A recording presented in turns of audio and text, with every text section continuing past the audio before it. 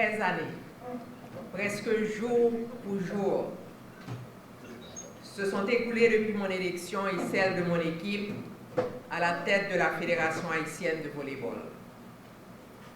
C'est long, 13 ans. Mais pour moi, c'est comme si c'était hier, le commencement de cette aventure. Nous accédions à la tête de la Fédération haïtienne de volleyball à un moment relativement difficile de notre vie de peuple. C'était quelques mois après le tremblement de terre de janvier 2010. Le défi à relever était énorme pour nous. Les yeux rivés sur l'avenir, n'ayant d'autre agenda que celui de développer, de structurer ou d'introduire le volley dans un maximum de communes de la République. De travailler pour et avec notre jeunesse sportive, assoiffée d'apprendre, de se faire valoir et de s'adonner à une activité sportive, nous nous sommes jetés à l'eau, résolus de faire la différence pour notre jeunesse et notre communauté sportive. Notre parcours a été loin d'être une ligne droite. Il y a eu de nombreux écueils. Ils ne nous ont pas fait perdre de vue notre objectif. Avec force et détermination, nous les avons surmontés et avons continué d'avancer. Je laisse la fédération avec ce sentiment mitigé. Oui, nous avons accompli de belles choses. Non, je reste sur ma soif car je sais que nous aurions pu faire bien plus. En ligne avec nos objectifs de départ, nous nous enorgueillissons d'avoir introduit ou continué à faire jouer le volleyball dans jusqu'à 62 communes et sections communales de la République. L'objectif de départ était de faire jouer le volley dans toutes les communes de la République. À peu près 143 ou bien 148, les chiffres, on n'est pas arrivé. Et là où nous sommes arrivés, on s'enorgueillit. Nous sommes heureux d'avoir institutionnalisé la pratique du volleyball scolaire à l'échelle nationale. Nous avons monté un calendrier de compétition scolaire qui passe par les communes, ensuite les régions ou départements, pour finalement culminer dans une grande compétition nationale que nous tenions juste en 2019 à Port-au-Prince, le dernier week-end du mois d'avril, avec la participation d'au moins 30 équipes scolaires, championnes de région à travers la République et près de 400 jeunes. Quand je dis qu'on s'est arrêté à 2019, c'est tout simplement que depuis 2019, vous savez ce qui se passe dans notre pays et vous savez les difficultés de déplacement auxquelles nous faisons face. Nous avons recadré et formaté la compétition nationale de clubs pour en faire une vraie compétition de clubs champions et non un grand pique-nique de clubs. À l'époque, c'était qui voulait, venait, c'était un grand pique-nique tous les années en août. Elle se tenait, cette compétition, jusqu'en 2019, le week-end d'avant ou d'après le 18 mai. Cette compétition a été tenue au CAI, à Hinche, au Cap-Haïtien et à Port-au-Prince. La formation de nos techniciens était un autre de nos objectifs majeurs. Dans cette optique, nous avons formé plus de 300 techniciens, entraîneurs, arbitres, dirigeants en volley de salle et en beach volley.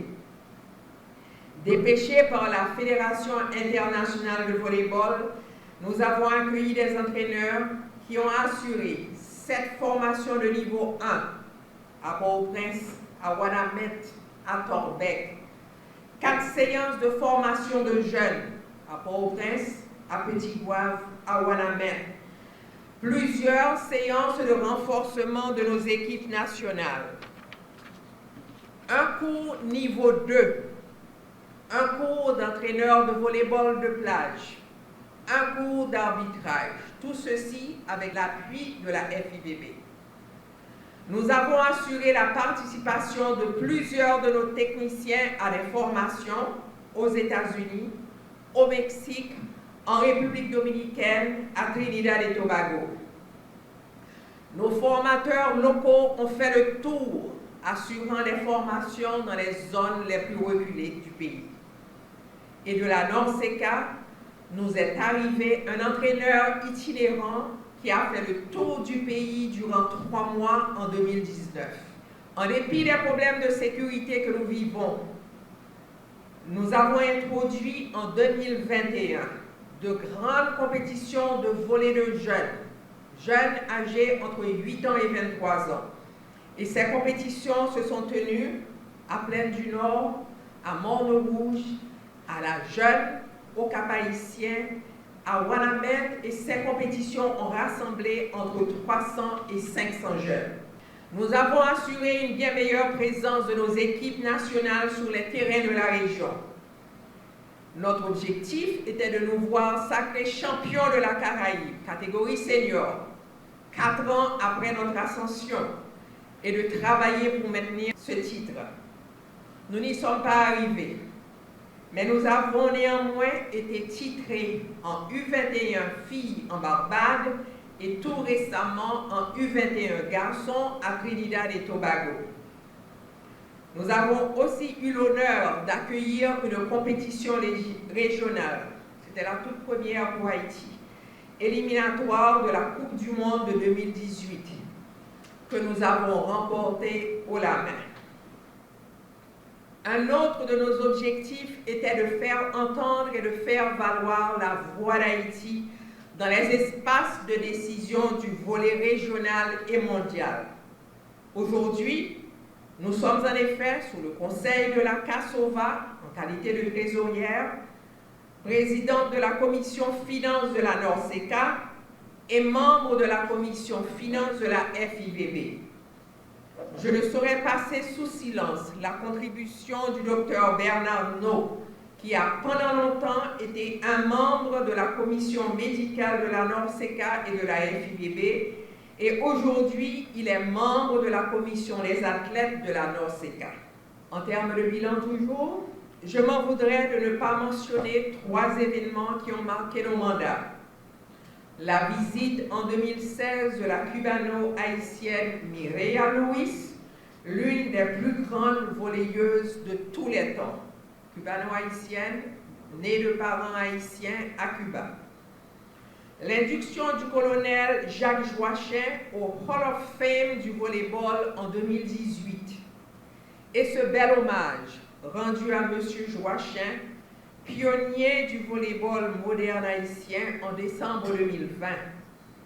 Il décéda malheureusement quelques mois plus tard. Je me retire aujourd'hui le cœur un peu lourd, non pas à cause de ce que nous aurions pu ou dû accomplir, non pas à cause d'être passé à côté d'objectifs clés, mais je m'inquiète de cet environnement toxique, délétère, manfoubin qui nous entoure. Un environnement qui est peu porté vers la recherche de l'excellence et des résultats, mais qui est plutôt porté vers la recherche du buzz, de la calomnie, du dénigrement gratuit au détriment de ceux et celles qui se sacrifient tous les jours et qui font de leur mieux pour construire. Je dirais à cela de ne pas confondre vitesse et précipitation. Je m'inquiète fortement que l'honnêteté, l'intégrité, le fair play, le respect de l'autre, la transparence semblent être le 20 mots dans notre milieu. Et ils sont peu, ceux et celles qui s'érigent ouvertement contre ces dérives, des dérives qui sont tueuses d'espoir pour notre jeunesse. Je m'inquiète de cette déperdition de nos athlètes, de nos entraîneurs, de nos dirigeants. Ils s'en sont allés par centaines vers des cieux plus cléments et personne ne peut leur faire un tort aujourd'hui. Nombre de nos clubs ont été quasiment décimés. Le mot n'est pas trop fort. Et ceux encore qui sont en activité et qui tiennent la barre, nous leur devons une fière chandelle. Je prends l'exemple, mon propre club, Tigresse Tigers, une équipe féminine. 7 de nos joueuses titulaires sont parties sur les 2 dernières années. Pourquoi ne pas offrir à notre jeunesse, qui ne demande pas mieux, des infrastructures sportives légères, mais pratiques et fonctionnelles? Pourquoi ne pas réouvrir l'École nationale des talents sportifs et mettre des annexes en province? Et avant tout, nous demandons à notre État de se doter d'une politique sportive publique et d'un cadre légal et réglementaire pour accompagner cet énoncé. Les documents ont déjà été élaborés, ils sont là, ils pourrissent dans les tiroirs, mais ils sont là. Je m'en vais en souhaitant bon combat et succès à la nouvelle équipe qui prendra fonction aujourd'hui. Il va vous falloir force, détermination, courage, ténacité et surtout sincérité, honnêteté, intégrité dans quelle que soit l'approche que vous adopterez. On ne construit absolument rien de durable sans ces valeurs fondamentales qui doivent être le socle et le ciment de toutes vos actions. Soyez exigeants envers vous-même et vous pourrez exiger des autres. Je ne saurais m'en aller sans remercier athlètes, dirigeants de clubs, d'écoles, encadreurs, fans de partout à travers le pays. Sans eux, sans leur amour pour leur sport favori, sans leur engagement, je n'aurais pas pu faire ce bout de chemin dans la vie sportive de notre pays. Avec eux, j'ai découvert, entre autres localités, Thomassic, Cerca Carvajal, Morne Rouge, La Jeune. Force à eux. Je remercie la presse sportive, parlée, écrite et télévisée de nous avoir tenu bon compte durant toutes ces années. Sur les terrains, tant en Haïti qu'en dehors d'Haïti, et durant tous nos déplacements à l'intérieur du pays. Merci de nous avoir aidés à passer ce message de rectitude dans le sport et à projeter nos belles images. À la presse, je ne manquerai pas de vous dire de garder un esprit critique et de le faire en toute impartialité et en toute objectivité. Ne fermez surtout pas les yeux sur l'inacceptable. Je dis un grand merci à tous ceux et à toutes celles, individus, institutions, privées et étatiques, qui nous ont financièrement et moralement supportés durant toutes ces années et qui nous ont permis, tant bien que mal, de nous structurer et d'avancer.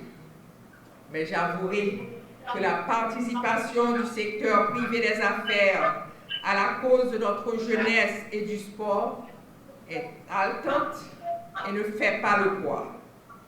Non, il faut que cette participation soit soutenue et constructive.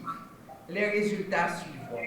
Et à mes collègues du comité exécutif élargi, quand j'y inclus la direction technique, je vous embrasse fort et vous remercie du fond du cœur pour avoir été à mes côtés durant toutes ces années, contre vents et marées, dans les moments difficiles comme dans les bons moments.